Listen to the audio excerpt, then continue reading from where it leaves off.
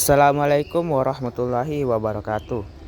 Sebelumnya perkenalkan, nama saya Nur Atala Musafar Syahidin, dan di sini saya akan menjelaskan konsep dasar dan klasifikasi anatomi fisiologi. Konsep dasar anatomi fisiologi. Kata anatomi berasal dari bahasa Yunani yang secara harfiah diartikan sebagai membuka suatu potongan. Anatomi adalah suatu ilmu yang mempelajari bagian dalam dan luar dari struktur tubuh manusia dan hubungan fisiknya dengan bagian tubuh yang lainnya. Anatomi secara harfiah juga diartikan pada bahasa Latin dari susunan kata ana yang berarti bagian, memisahkan, dan tomi adalah irisan atau potongan, sehingga anatomi juga dimaknai sebagai ilmu yang mempelajari bentuk dan susunan tubuh, baik secara keseluruhan maupun bagian-bagian, serta hubungan alat tubuh yang satu dengan yang lainnya. Yang kedua yaitu fisiologi. Kata fisiologi juga berasal dari bahasa Yunani, yaitu ilmu yang mempelajari bagaimana suatu organisme melakukan fungsi utamanya.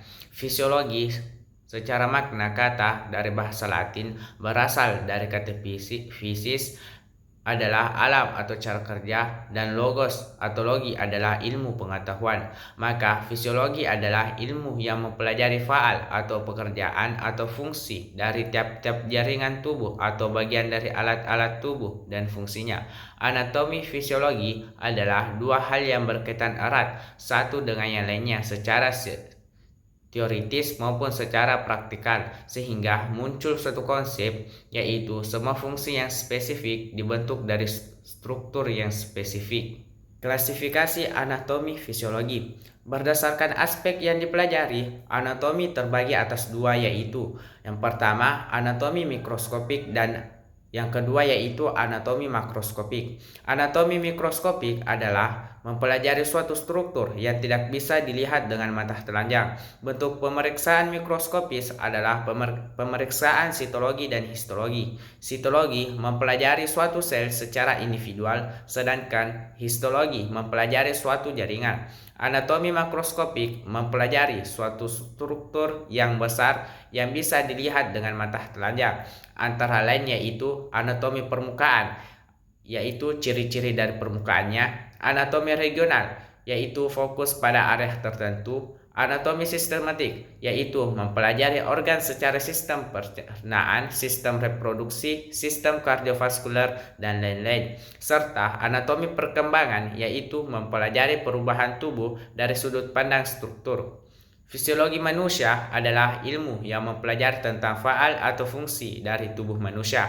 Adapun spesifikasi fisiologi dari anatomi antara lain yaitu fisiologi sel, yaitu mempelajari fungsi sel dan bagian-bagiannya.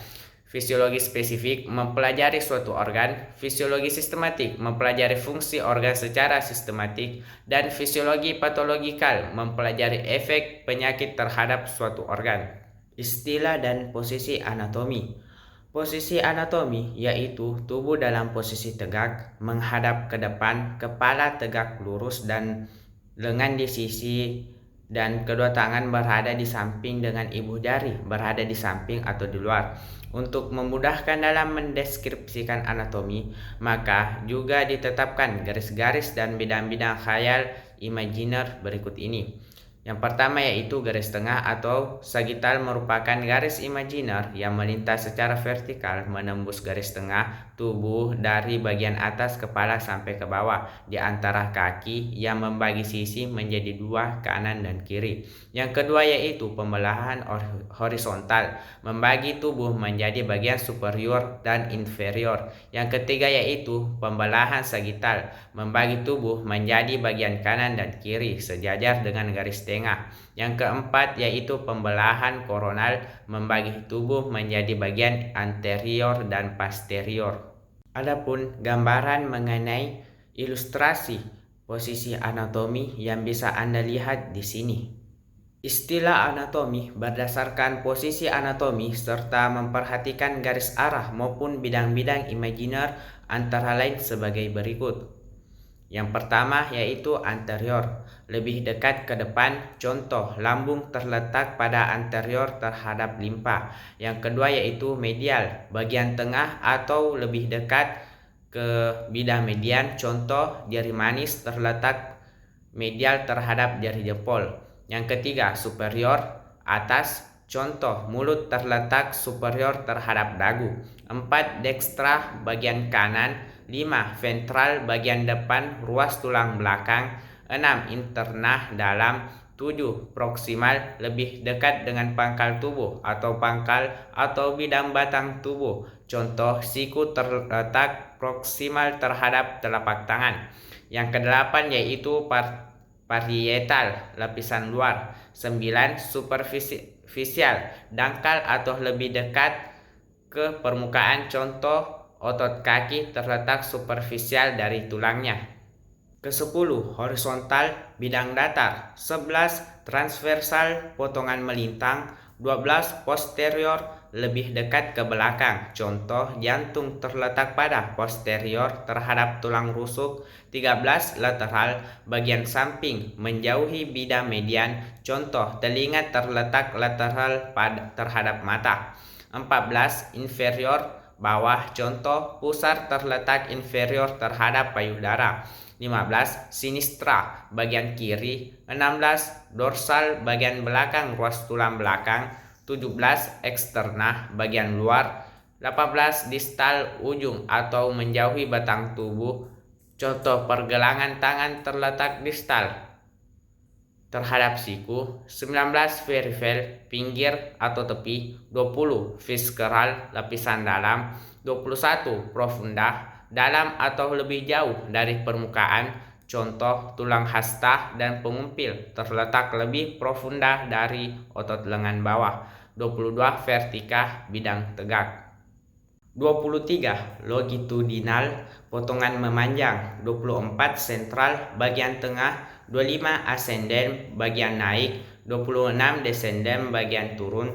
27 kranial, bagian kepala. 28 caudal, bagian ekor. 29 palmar, ke arah palmaris manus, anggota gerak atas. 30 plantar, ke arah plantar pedis, anggota gerak bawah. 31 ulnar, ke arah ulna atau tulang hasta. 32 radial, ke arah radius atau tulang pengumpil. 33 tibial, ke arah tibia, tulang kering. 34 fibular, ke arah fibula, tulang betis. Untuk memperjelas penggambaran garis arah dan bidang-bidang imajiner dapat dilihat pada gambar ini. Beberapa arah gerakan tubuh manusia sebagai berikut. Yang pertama yaitu fleksi dan ekstensi. Fleksi membengkokkan, melipatkan sendi atau gerakan menekuk. Ekstensio, gerakan meluruskan kembali sendi. Contoh gerakan ayunan lutut pada kegiatan gerak jalan. Yang kedua yaitu adduksio dan abduksio. Adduksio yaitu gerakan mendekati badan. Abduksio yaitu gerakan menjauhi badan. Ketiga yaitu rotasio. Rotasio, gerakan memutar sendi. Sirkumduksio yaitu gerakan sirkuler atau pergerakan gabungan fleksi, ekstensi, aduksi, dan adduksi. Contoh gerakan abduksi yaitu menjauhi tubuh. Bilah kaki digerakkan kembali ke posisi siap merupakan gerakan adduksi atau mendekati tubuh. Yang keempat yaitu elevasi dan depresi. Elevasi merupakan gerakan mengangkat, depresi merupakan gerakan menurunkan. Contohnya gerakan membuka mulut, elevasi, dan menutupnya depresi. Juga gerakan pundak ke atas, elevasi, dan ke bawah, depresi. Kelima yaitu inversi dan eversi. Inversi adalah gerakan memiringkan telapak tangan ke dalam tubuh. Eversi adalah gerakan memiringkan telapak kaki keluar. Perlu Anda ketahui bahwa istilah inversi dan eversi hanya untuk wilayah di pergelangan kaki. Yang keenam yaitu supinasi dan pronasi. Supinasi adalah gerakan menengadahkan tangan. Pronasi adalah gerakan menelungkupkan. Perlu Anda ketahui bahwa istilah supinasi dan pronasi hanya digunakan untuk wilayah pergelangan tangan saja. Yang ketujuh yaitu endorotasi dan eksterotasi. Endorotasi adalah gerakan ke dalam pada sekeliling sumbu panjang tulang yang bersendi, rotasi.